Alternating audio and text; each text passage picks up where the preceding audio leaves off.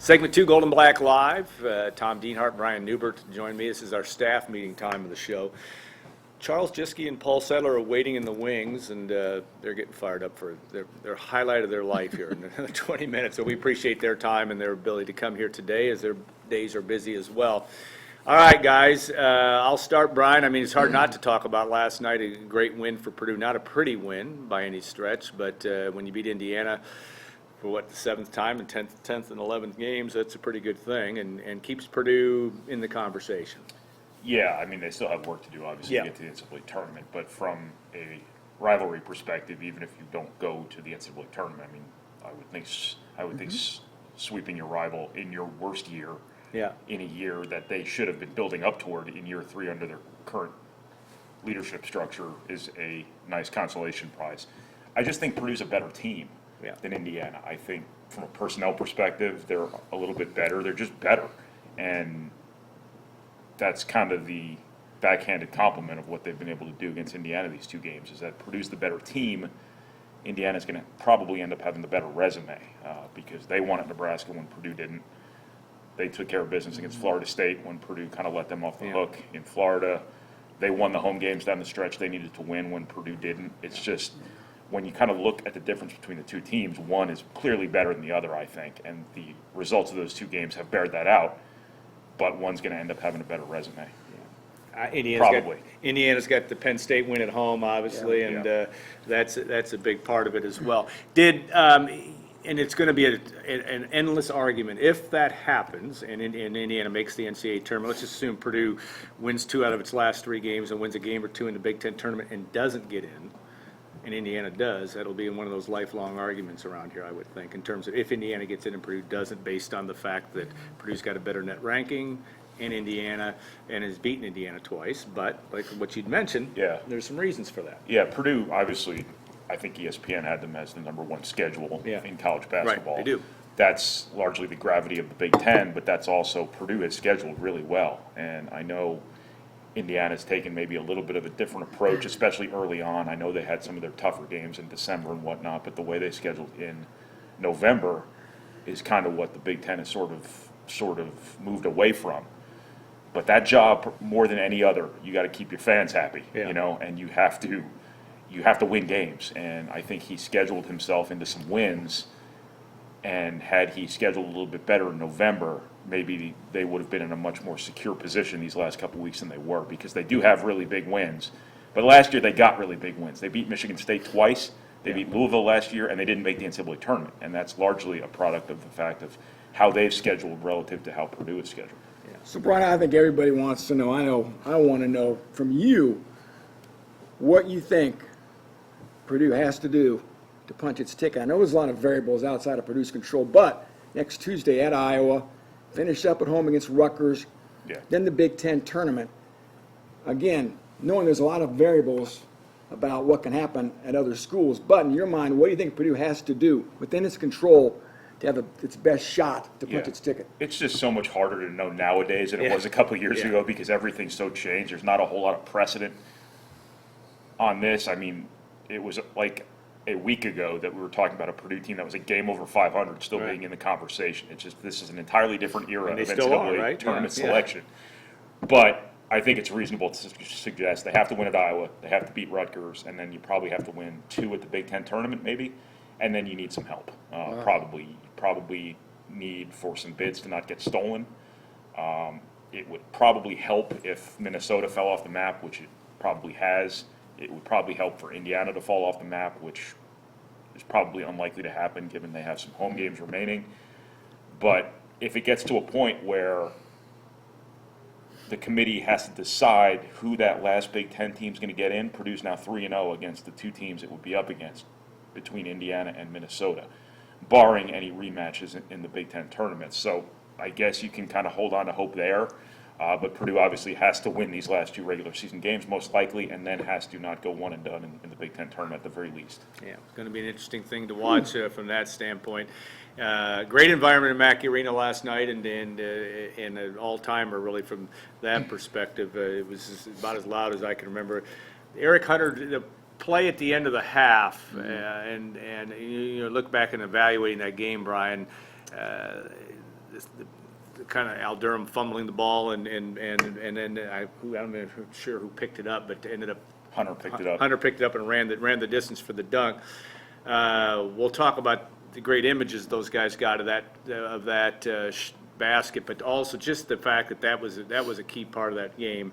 I don't know if it was the turning point, but it certainly gave Purdue some comfort going into the locker room. That was kind of one of those plays where it's like, maybe you don't want halftime to come. Yeah. Because that's the sort of play that starts those 10, 12-0 runs that kind of turn games on their side.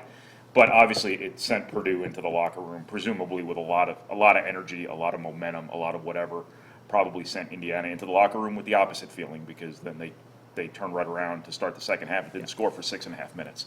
But obviously a huge momentum play caused by no Gel Eastern. Yeah. Game-changing defense. I think this is sort of what you wanted to see more from him, maybe 3 or 4 times a game as opposed to once or twice a game on average. But it's kind of what he does. Yeah. And that was a really big play right before the half, and one of those kind of slippery slope types of plays where, Purdue could have blown this game wide open too to start the second half. I think after they went up 16, between that point and when Indiana finally scored at like the 13.5-minute mark, Purdue had 4 good looks from three-point range. If one of those threes goes, maybe another one of those threes goes, maybe Indiana gets sped up a little bit more and gets even worse on offense. Purdue might have won this game by 25 points instead of 8 points when all was said and done. Doesn't matter, but it just sort of illustrates the powder keg that Purdue can be at home sometimes. And when you give up the plays like they gave up right before halftime, that's really a hard thing to overcome oftentimes for opponents in Mackey Arena. Yeah, in that 7-minute period to start the second half, Purdue shuts out Indiana, but only scores 7 points itself, and that you're right, that could have changed it.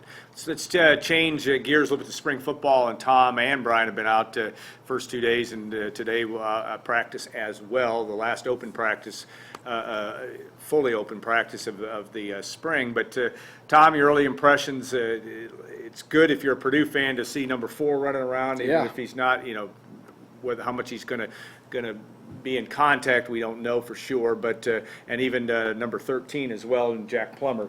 Talk about your early impressions of what you've seen. Yeah, exactly right. Rondell Moore's out there. He looks good. Like you said, Alan, probably he's not going to be involved in too many 11-on-11 situations. But again, just to have that dynamic weapon back is huge. Couple other injury updates Coach Brahm provided us with on Monday. David Bell had some shoulder surgery.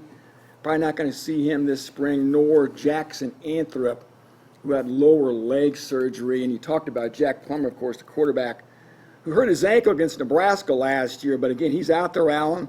He's looking good as well. We're going to talk to Jack. We're going to talk to Aiden O'Connell after practice today.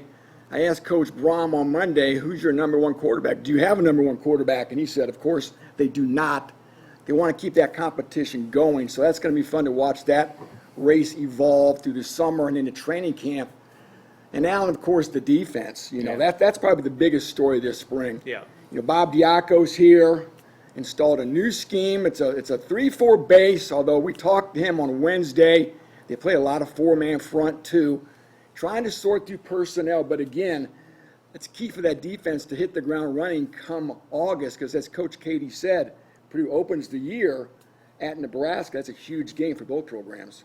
Brian, you wrote about just the dynamic duo of having a David Bell and a Rondell Moore, and just the cachet that this program has with receivers and more to come. Malik Carr, another one that is impressive, at least looking. We haven't seen him get hit by anybody just yet, but he's good. Talk about that though, just where from a recruiting standpoint, and also from where this program is and the kind of talent it's been able to attract. Yeah, they've obviously transformed themselves from a recruiting perspective, especially at the wide receiver position. The depth of talent they have here. Mm-hmm.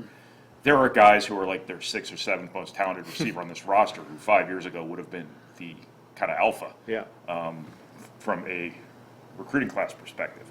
But Purdue has, I don't want to overstate things, but I think it's reasonable to say the 2 best wide receivers, maybe in school history, are on the same team right now. You would know better than I, because you go back way back, generations. No, I think decades, you're on centuries. I've never seen a catch like David Bell made. But David Bell and Rondell Moore are 2 obviously just transcendent talents, and they're on the same team. And what that does is that gives you a window of opportunity here, because when you have that level of talent, they often don't stay for 4 years.